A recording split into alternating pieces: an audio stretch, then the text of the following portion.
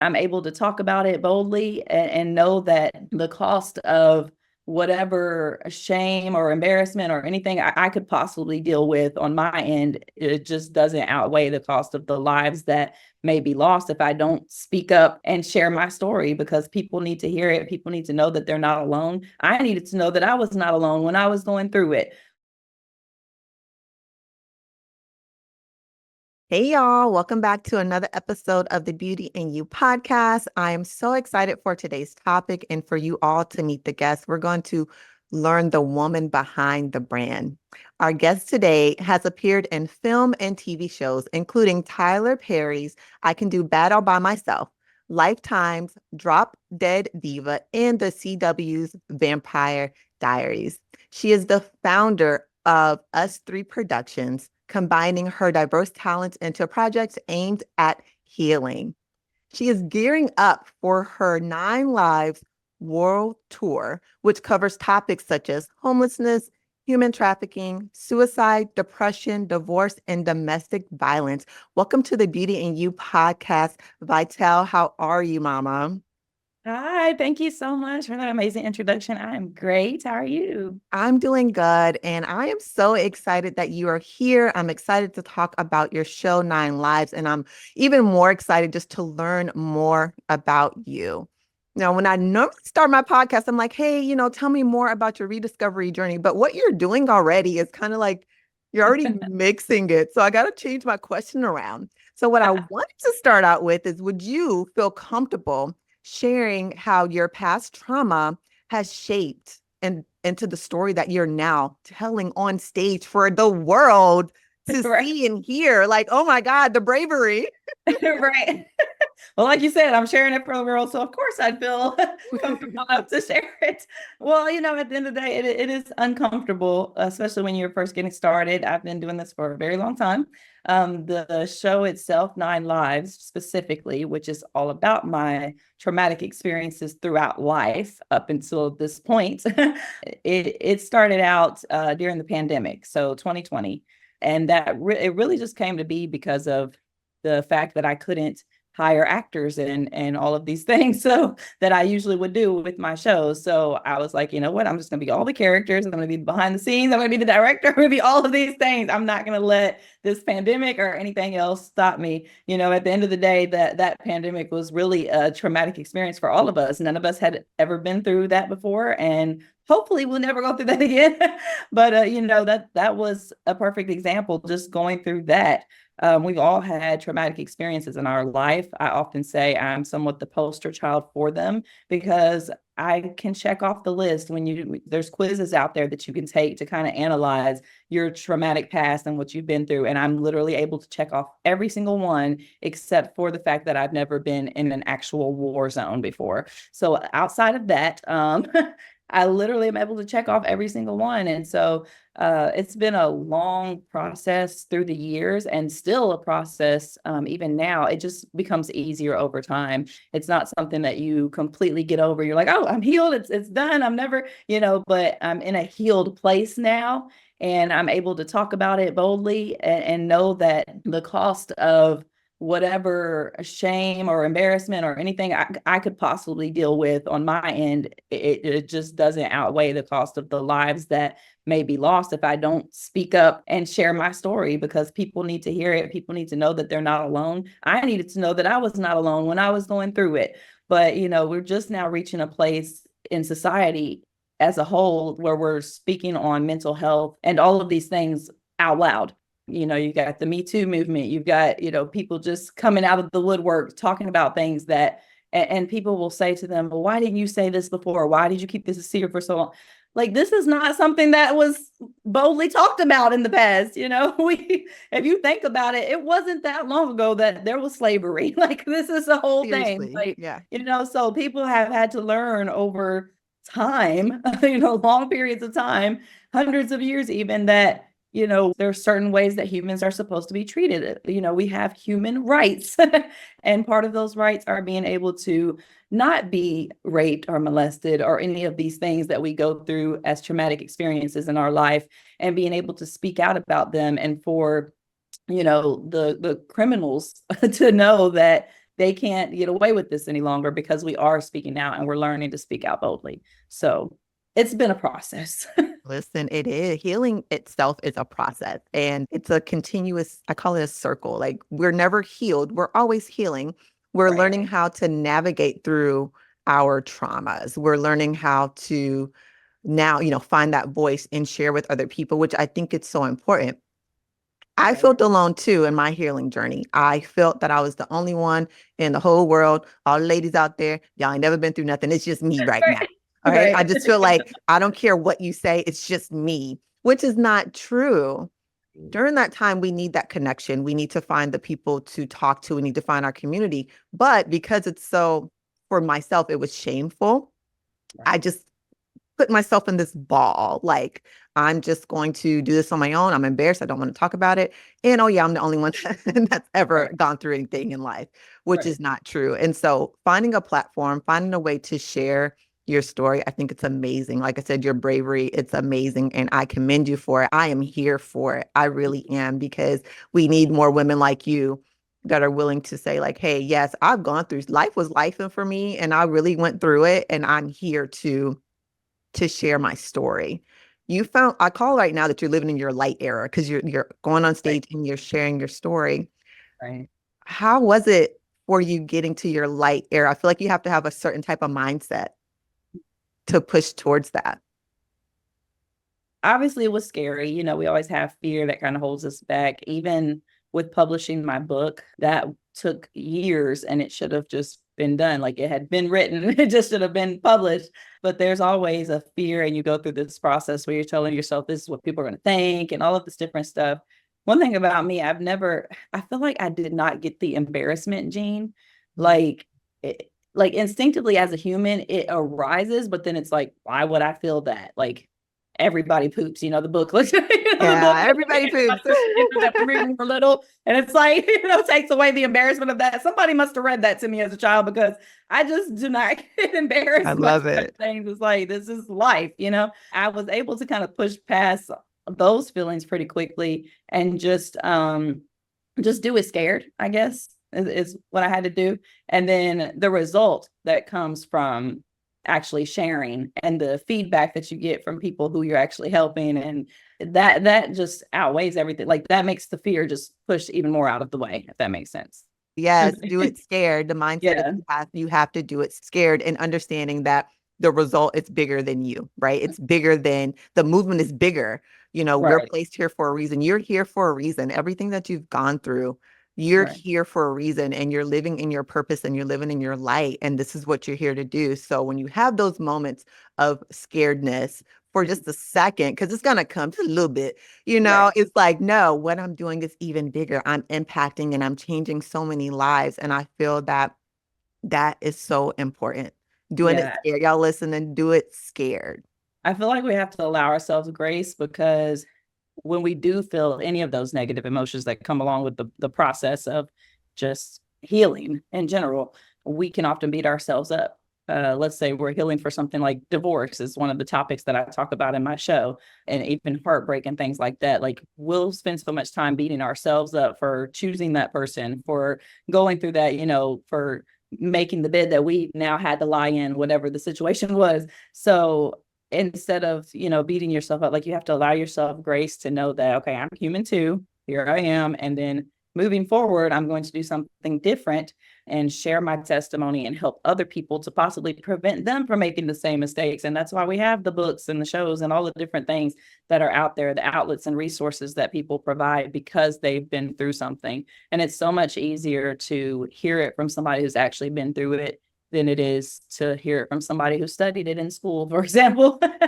So it's like, oh, she can relate. Like she knows what I'm going through. So yeah, it's so important to share, because it can literally save lives. I say that all the time. There are people out here every single day taking their lives.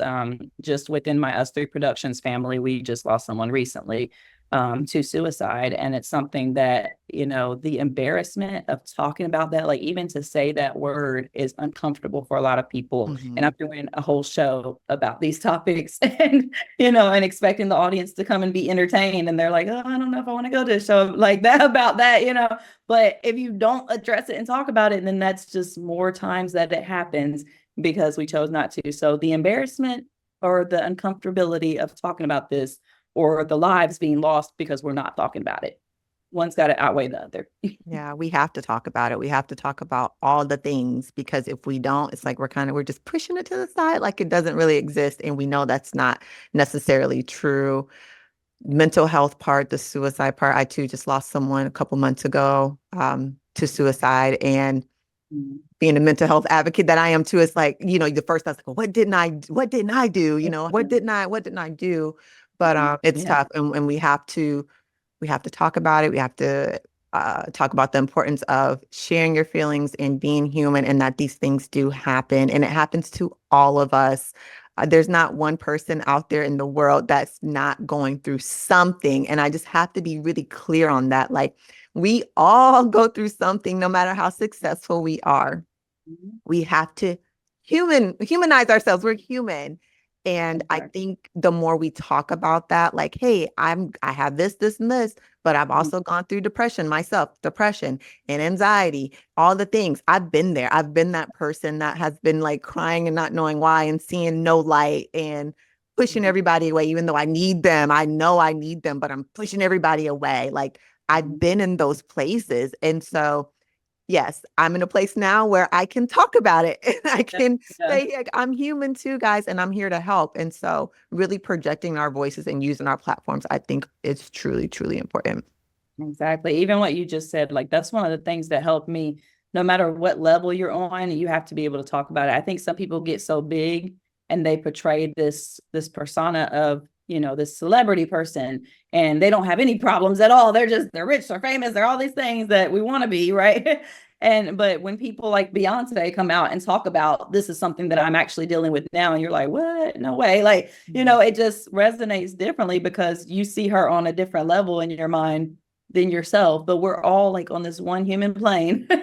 And that's what helped me, hearing somebody who was an Emmy Award winner just openly talk about her struggles right before going on stage. I'm like, what? Like, I do that, but I'm not an Emmy Award winner yet. Like, I haven't won an Oscar yet. So, I'm like, if she can go through that, if she experiences that, then when I reach that point, or when I experience that, and I say when because it's not really a matter of if, like, we're all humans, we're all going to have emotions at some point in our lives. So when I get to that place, I'm able to say, you know what, I'm feeling this right now. This is why. I understand why. I give I justify for myself. I give myself grace and understanding and empathy to be allowed to feel that in this moment.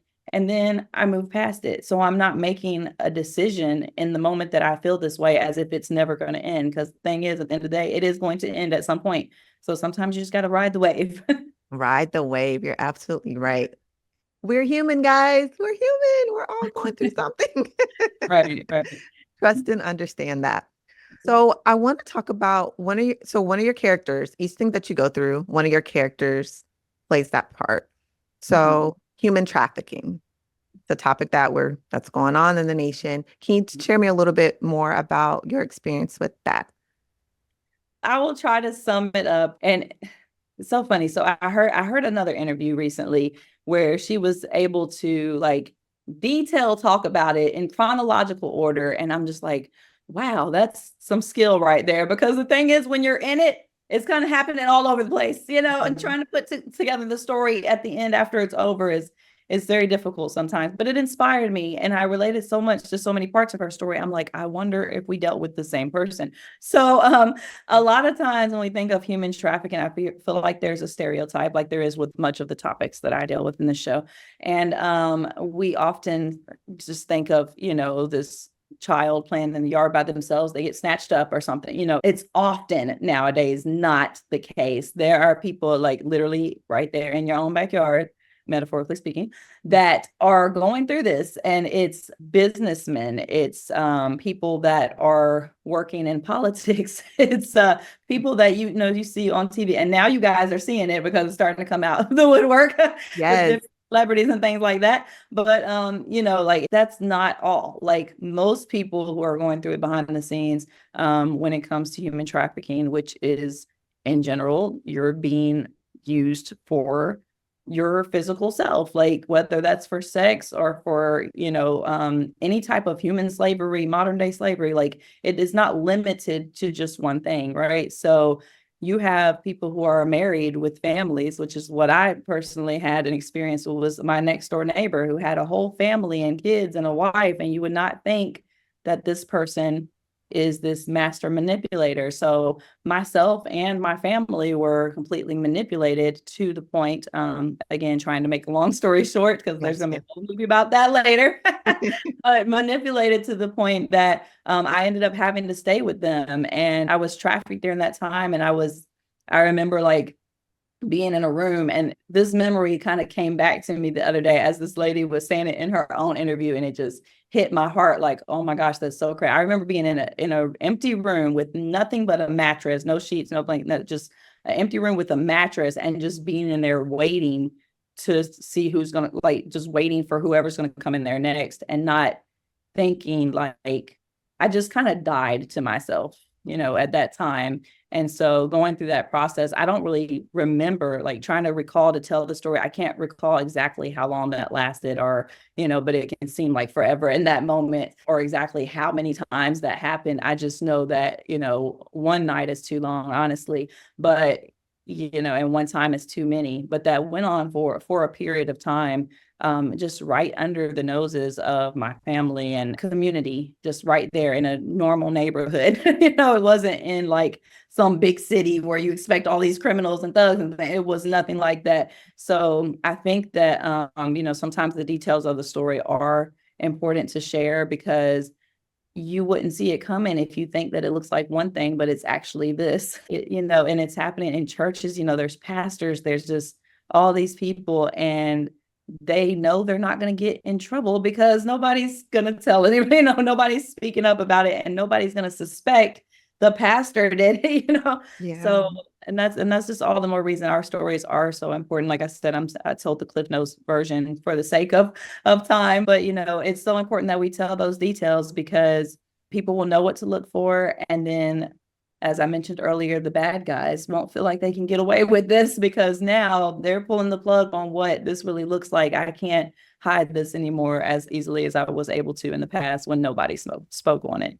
Yeah, people are speaking up now. People are speaking up now. And again, I commend you for your bravery. But like I said, you're here for a reason. You're here for a bigger reason, and you're fulfilling that. But the more we talk about it and we shed light to this, and then one of the things you just said is that it doesn't look like, I'm going to say TV, like Cole, Right. like Kid in the Yard or things like that. It doesn't look like that. So you saying that will bring awareness. Like, it doesn't look like that. Yes, it can be your neighbor. It can be someone you work with. It can be in the music industry, all the things that are happening Right. today, right? Of Like, course. this is true. This does happen. And so you sharing that story is going to allow someone else to be like, okay, let me watch my surroundings. Let me be a little bit more careful on, the best that I can, because stuff happens. You just never know. That's another thing. It's like, pay attention to your kids, because a lot of times, like, obviously kids are often a target because they are seen to be weak or easily manipulated and things like that. They haven't built that foundation of knowing who they are and what's right or wrong a lot of the times. So, making sure that you talk to your kids about this, that you train them, that you make them aware of these things that are going on, and also to pay attention to them, because a lot of times if they are going through something, they're not going to say, hey mom, this is what just happened to me. They're not often going to feel comfortable enough to do that. But it's up to us as parents to provide that safe space so that they do feel comfortable, so that they are more likely to come speak with us if something's making them uncomfortable or something's going on. But then just paying attention to the signs and noticing when there's a shift in your child's behavior, and opening up the conversation for you to know what's really going on behind the scenes. So that it's parents have a huge hand in preventing a lot of this as well. Yes. Talk to your babies. Listen, they're always like I said, they're always watching anyways. They're always watching. And just so creating that space, it's one of the things that was a big goal of mine in changing generational curses, is that my kids can come talk to me about anything. Sometimes I'll be like, what? Right. But right. I created this environment. Right? You gotta be careful how you respond because they don't talk to me no more. I asked for this. Okay, let me fix my face real quick, but I wanted an environment where they feel comfortable to talk to me or to even recognize when things are wrong. Like, speak up, speak up, speak. I say to my daughter all the time, girl, you better speak. What? You better speak up, use your voice, use your voice. You're going to hear mommy's voice in your head saying, use your voice, because I want her to know that she has to be able to use her voice. That took mommy a very long lesson to learn. Okay. I need you to learn it now. Exactly. That's when you go start going through the teenagers. You're like, Lord, help me with this phase in life. My son right now, I'm like, Jesus, what? Yes, take the wheel. Then you have movies like The Forge, for example, that come out, and it's like, oh, I'm gonna take him to see this. Maybe this will help. And that's why it is so important to relay these messages through entertainment. And that is what I'm doing with those 3 productions, because like a lot of times they are like, we as parents, we're not going to think of every single scenario to tell our kid, if this happens, do this, if this happens, do this. We just can't think of every possible thing. There's always going to be something to catch us off guard. So just instilling that, it's a lot of it's common sense, and teaching them how to trust their instinct and intuition and things like that. But just to be able to, if something happens and it's like something they've never seen before, and they're like, what's this? Something doesn't seem right. They should be able to have that click and go off, because you have had so many range of conversations with them. Even though we haven't talked about this specific thing, this don't seem right, Right. Love it. Parenting is never a dull moment. Let me just be clear on that. Like, babies keep you going. Okay. No matter how big they get, they definitely keep you going. All ages, even grown. Even grown. It's like, when is this going to get easier? It does not. It's scary. It gets scarier. Okay. So next month, this tour's happening. Dun, dun, dun, dun. I feel like I should hear drum rolls every time. All right. Every single time we hear. Okay, the tour is happening. So we are going to, I say we like I'm going, but we're going to Florida, Alabama, North Carolina, Georgia, DC. Where you at? Let's go. Texas, Tennessee, Massachusetts, and Kentucky. Yes. And like, even just hearing you list all that, like, the fear is real, like, still, like, never. But doing it scared, like, I just want to be the example through it all. It's going to be amazing. It is going to be amazing. I'm here for it. I'm coming, DC. We in there. My DC folks, get your tickets. We are in there for sure. I wanted to ask, does each location have a significance to the 9 lives? Is there a correlation between, or no? That's a good question, because if you notice, we're doing 9 cities, 9 lives. Right. Was not my plan. Like, something that comes with this show, it just like comes together, and it's just like, really, God, like, because I felt like I was supposed to do 9 cities, but I lined up the cities based on where we as a production company have been building a fan base. We have teams in these cities already. Let's go with the major cities that we know are going to work, the comfort zone. That's where I usually start off at, like most people. But then God be like, so you about to do 9 cities. I'll be like, I ain't really hear that. I'm just go ahead and, let me write this down, my plan. I told you what you're doing.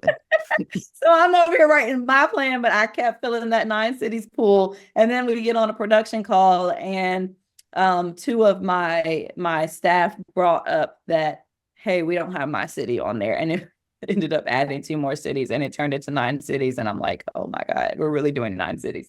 So here we are.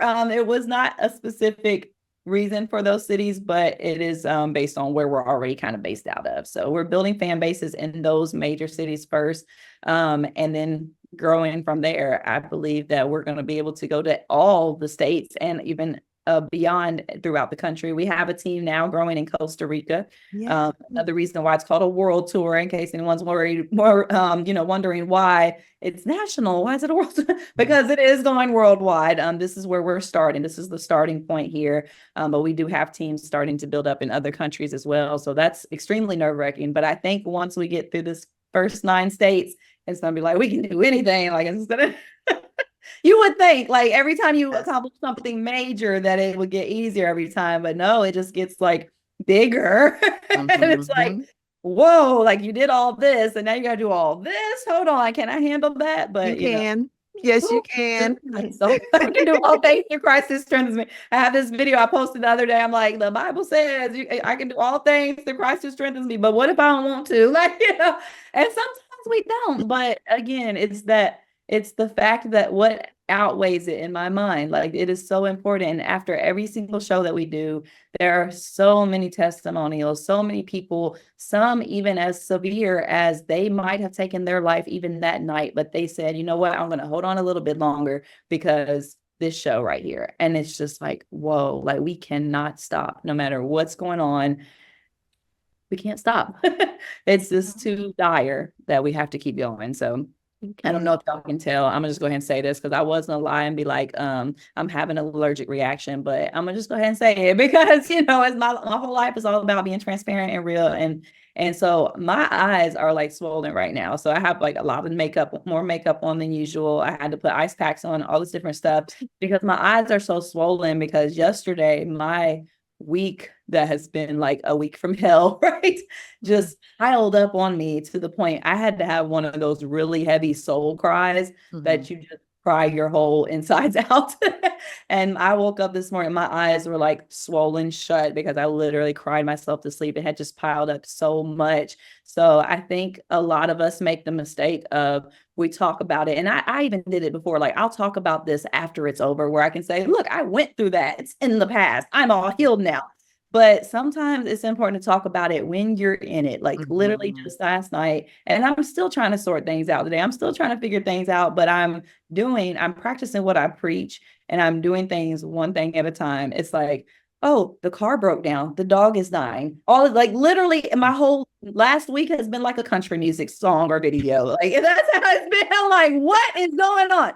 But it is ever since I have released that world tour. So two things that help me to get through moments like this, where I'm in right now, guys, I need to say this, is number one, knowing that it's not going to last and just taking it one step at a time, one problem at a time, especially when all the problems are coming at once. It's like, okay, let me just push this stuff to the side. Let's focus on this. How can I fix this? If I can't fix it, sit over there, give it to God. Okay, moving on to the, take one thing at a time. That helps me so much. And just reminding myself that it's not going to last always. Like, and then giving myself permission to cry. You know what? I ain't cried in a minute. Let me get this out of my system. And then the second, that was a few things in one. But the second thing is understanding like where this is coming from. Like, we have to understand, no matter what our religious beliefs, there is a spiritual thing happening behind the scenes here that we can't possibly fully understand, but we can pay attention and kind of understand the signs, just like we did with gravity. We can't see gravity. We can't fully understand how it works, but we know that if I drop this, it's going to fall down. Yeah, because of scientific, tests and everything. We know this now. And so it's the same way with the spiritual world for me. Like, I know that when I release that I'm about to do something major against the darkness of this world, all hell's going to break loose on me. Yes. So I had to be prepared and understanding that just like this pen is going to drop, right? So I prepare as much as possible, but sometimes things catch you off guard. And just that understanding that this is why this is happening. And that just means that I am a threat. And that just makes me want to go even harder. So that part right there is like, you know what? I'm gonna cry right now, and I'm gonna pick myself up, and I'm about to go so hard. Like, you don't even know, you are creating a beast right now. The enemy trying to stop me, but he's not doing nothing but creating a beast right now, because it's just gonna make me go even harder because of the opposition, and just knowing like, oh, this is really about to be something. Because why? Like, why mess with me if I'm not a threat? It's always like that. When you start, I'm gonna do this. I'm just gonna go for it. I'm about to do it, hands down. And then here comes the enemy. It always happens, or you get this gut feeling like I'm sick. All of a sudden, all the negative things, I don't want to do it. Is this really my time? Should I really be doing this? Do I really have to? Every negative thought you could ever think of in history pops in. And I always say, when you feel that in your gut and you're just overwhelmed, that's how you know you have to keep going, because the light on the other side is about to be crazy. Yes, you have to keep pushing. And I lived that. I've had moments. I had I was in Vegas a couple weeks ago, and I'm like, oh my God, I'm going out here. And as soon as I get actually to Vegas, before I even go to the show I'm supposed to co-host, we had some stuff happen in the family. I'm like, so here I am. I got to get it together. I got to go on here. Hey, do the thing. And then after I'm on the phone, how's everything going? Da, da, da. You know what I mean?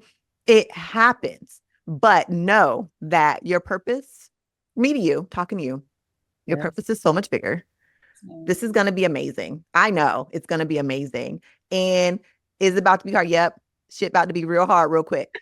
I'm going to tell you right now. It's like, right. but you my ice packs ready. Listen, I'm gonna have a whole cooler. But it's cool because this is what happens. You have to push through it and it sucks. And I have those moments where I'm like, do I really want to do this? Why am I doing this? Question everything. It's like, pause, girl, stop. Have your moment because we're human. We're allowed to cry. We're allowed to have our moments. We can even doubt ourselves a little bit, but we got to get back. Okay. Right. We got to get back. And so thank you for your transparent moment. I appreciate you for that. And I'm here to tell you that this is it. Like, you're doing the right thing. You're going to change so many lives. It's going to be all over the place. And you're going to be like, Quita, remember when I started with 9? I'm like, girl, yes. And now you over there going, I'm going, but it's just the point of that. Just know it always feels like this, right? When the goodness is about to happen. And what does most people do? They stop. Yes. They pause and they that's stop. Our first, that's what we want to do. It's like, you know what? Never mind. Forget it. I just want to go be normal. Nope. No, we can't, because then we're average and we're like everybody else and we're not average. We're not average people. If being an entrepreneur was easy and having your own production company, because I cannot imagine, I'm like, Lord, I don't know what I'm doing. If it was easy, everybody would have their own thing. Everyone would be an entrepreneur. Everyone would be out there doing the things that we are in our own niches, are trying to accomplish, but they're not. Why? Right. Because it's hard. It gets lonely. We start growing. We start losing people. You start finding out the truth about people. Your circles get real, real tight. It's like, what is going on? Like, I thought I wanted this. Do I really want this? Right? And you start thinking your whole life. I'm telling you, it's going to be all right. I believe in you. You don't need me to say that, but I believe in you. No, I trust know what? You. I do though. That's the thing. Like, I think it's so important that we all, like, we got to be there for each other. Cause like you said, it's so lonely. And I have lost a lot of people just this week, like not just in life, but like as friends, as people, and it just, that circle just gets smaller and smaller. So we have to, as people who are all going through that, like you just mentioned, I can hear that you understand that, and that, it brought tears to my eyes, because it's like, oh no, I understand this, yes. But we have to be able to talk to each other about that, and also, like, you like, tell each other the things that we feel like, oh, she hears that all the time. You know how, like, even growing up, it's just, I just always think of an example really quick. Even growing up, like, I had really low self-esteem about how I looked. And people would actually say, they wouldn't tell me that I'm beautiful because they assume that you should know that. You hear that all the time. Like, we can't be like that. We have to just say it, whether you think they hear it all the time or not, because sometimes people really need to hear it. And I did need to hear that right now. I want to thank you so much for being a part of my community and for sharing your story. You have a fan here that I'm like, I'm going to watch you to the end. I really am. I'm excited to see where you go. I'm excited to see what you do. And I know I'm extremely proud of you. I really am. So just keep going, keep pushing. But can you tell the listeners where they can find you and connect with you? You guys can definitely find me at Vitelle.net. It's going to be the easiest way to find me. That's VITELLE.net. Vitelle.net has links to all my social media platforms, everything else through production. We try to keep it all in one place there for you. Even tickets to the show, by the way. And also, a great way to keep in touch is by shooting a text message to 770-626-5075. You guys can send a text message to subscribe directly to get updates for when we're coming to your city, when we have specials, discounts, deals, casting calls, even all kind of stuff going on. So subscribe via email on the website and subscribe via text at that number. Definitely stay in the loop with what we have happening. Yes. And you already know I'm going to have everything linked in the show notes. So it's just an easy click, even the link to buy tickets. I'm going to have everything there. That way you can jump on that and be a part of this amazing world tour. Again, thank you so much for being a guest. You guys, if you are streaming this, make sure you go ahead and hit that like button and that little bell to subscribe. And if you are listening, wherever you listen to your podcast, make sure you drop me that review. All right, guys, until next time.